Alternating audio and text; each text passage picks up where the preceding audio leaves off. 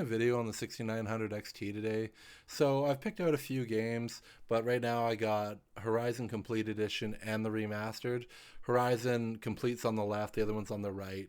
And we're just going to dive in and kind of compare the games. So we'll just jump right in.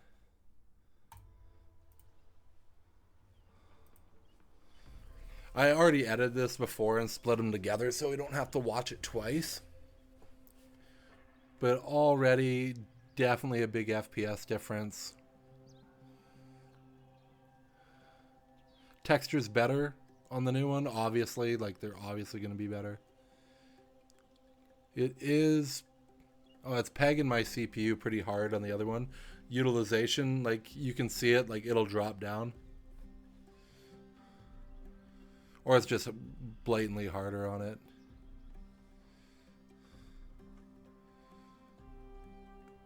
I never really noticed the fogginess of the old one until I got this version, which is weird because I made a video about like how I wasn't gonna buy this edition, but I did because like I wanted to make a video and I'm like, this would be a great comparison.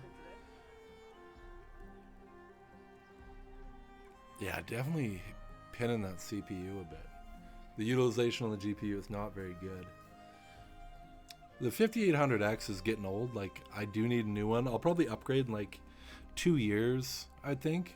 Like, the 9000 series just came out, so by the time the 10,000 series comes out, or whatever they call it, like, hopefully I don't name it stupid like Intel, but by that time, like, that'll come out, then maybe I'll just grab a 9000. Probably be cheaper then, too. Definitely more character models. Lighting is a lot better.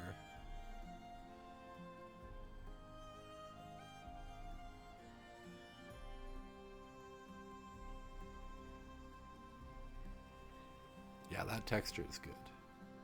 I did notice, oh yeah, they've added like puddles and shit on the ground too, with reflections.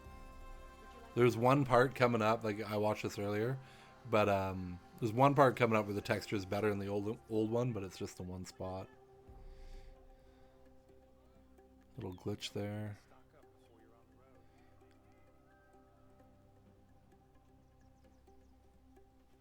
The 6900 XT though has been a great card. Like I've had it for a few years now. When it first came out, it was 1,300 Canadian, so $1,000 American. But I think I paid $940 for it Canadian. I think it was originally $1,300. But it's holding up great. Better than the 2080 I had before it. Oh yeah, you can definitely tell the detail on that tower. Let's check the results. 124 over 81. Oh, that's a pretty big difference. It does look better, but I'm not sure if it's worth it. So we'll just jump into a few more games. Okay, so we're going to do Cyberpunk 2077. I went Ultra, but Ultra preset. But I turned FSR off. So no FSR, and we will give that a shot and see how it runs.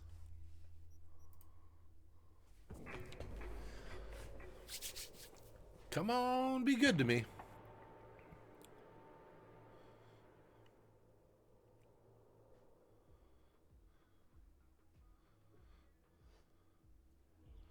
I remember when this game came out, it kind of... I had a 2080 and a 9700K at the time, and it was brutal on those. Like, it ran like kind of shit. The 20 series was not ready for ray tracing. Well, I guess neither is AMD, but... In the 70s, it's not too bad.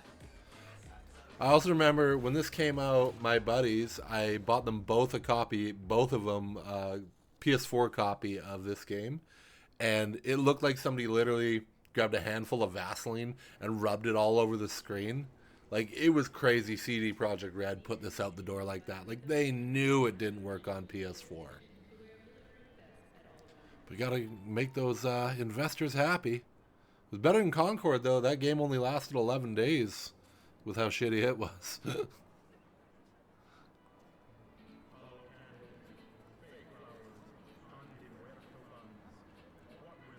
Actually, not too bad. I was expecting worse.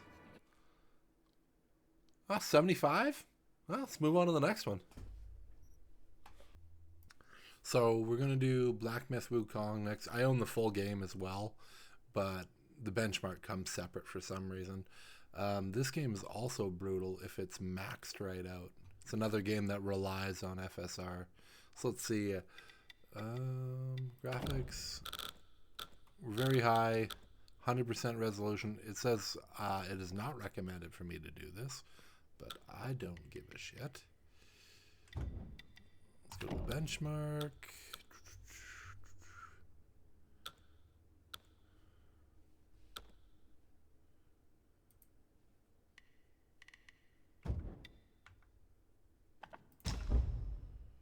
And we'll run it.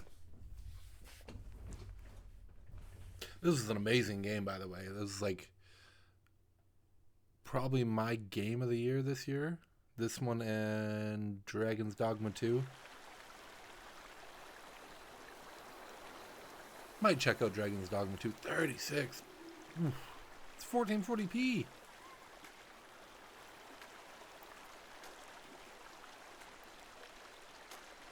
Beautiful game, though. Yeah, I did not play this at Ultra when I played it. I think I played it at high with 75% resolution scale. And it was playing at like 80 then.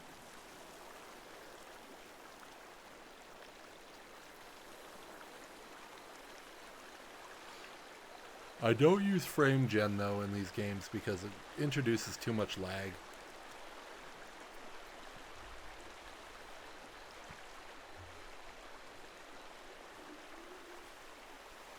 The combat in this game was so sick, though.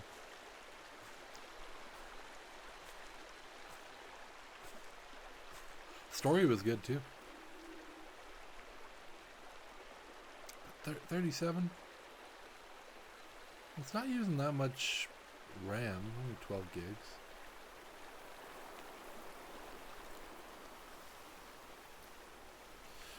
I'm not sure if this was made in Unreal 5, but I don't know, Unreal 5 games, like, they just don't run the way you think they would.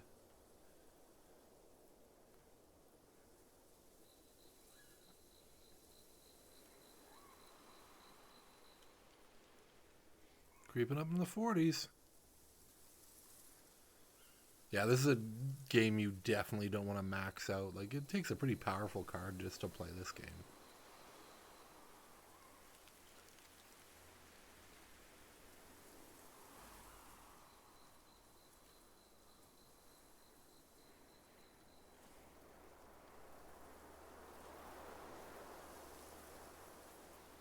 Oh, it is gorgeous, though. The boss fights were, like, the main attraction for this. Like, it was non-stop boss after boss.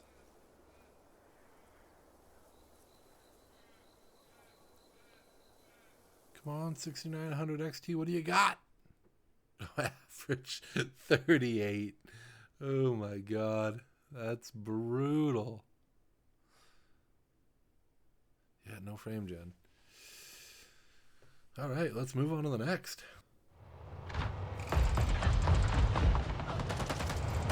Oof, in the 40s. Not the best. Ah, hitting 50. This game is supposed to be brutal. Using quite a bit. It's using all the GPU pretty much. 18 gigs of RAM though. That's quite a bit. Lucky I upgraded to 32. That was a quick benchmark. Oh, there's 3 of them.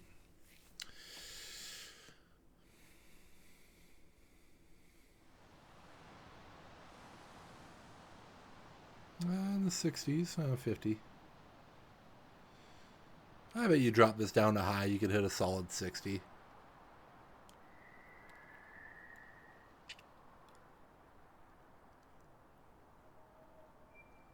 I don't know why I didn't play this game. Like, I think Far Cry 6 put a bad taste in my mouth. I probably will also benchmark that game because I know it has a built-in benchmark.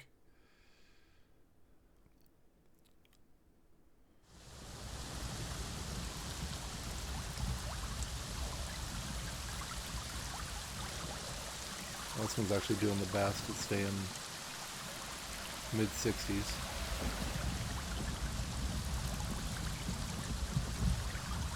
The 6900 XT's got some life in her yet. Game is beautiful. Like, the foliage is very dynamic. Like, it's fucking, with the wind, it's moving like crazy. So what do we got here? Average FPS 61, max 84, minimum 45. I pegged the GPU really high though. All right, well, let's move on to the next one. So we're gonna try something a little different. I'm gonna go with Silent Hill 2. This game ran really terribly. I don't know why, because there's not a lot to it.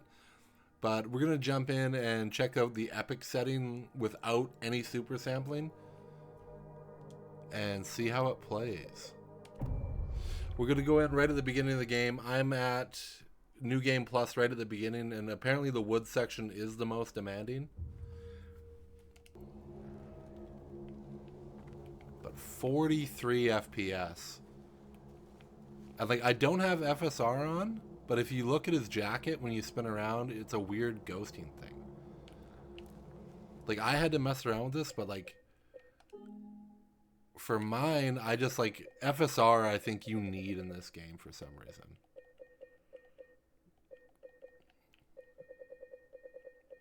If I can fucking find it.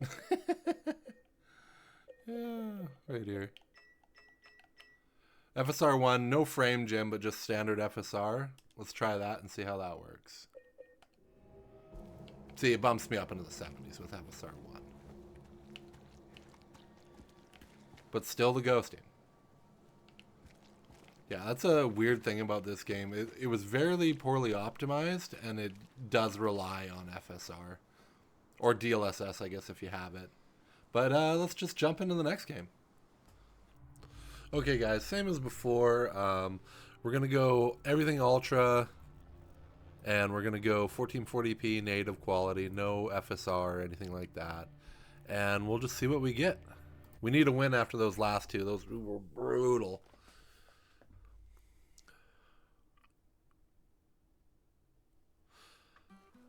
I was actually super disappointed with this game, like over 3, 4, and 5. Like, the villains were so good in those games. Like Voss, Peg and Min. Joseph Seed was like not the best, but he's still pretty good. But what was his name? Giancarlo, the guy from Breaking Bad. They couldn't. He's such a great actor, and they couldn't write for him for shit in this game. Like, it was just. It's just a tired Ubisoft formula. Like, the same. Like, all the games feel the same.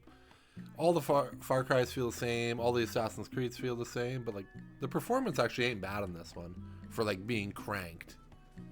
But I would never actually run a game at crank settings. It makes zero sense. Like, you couldn't tell the difference between this and high. You'd be like, oh, the grass is just a little better. It's a little more shiny. Like, I didn't even finish this game, and I finished New Dawn, for fuck's sakes. It's a short benchmark, I think. So, what do we end up with?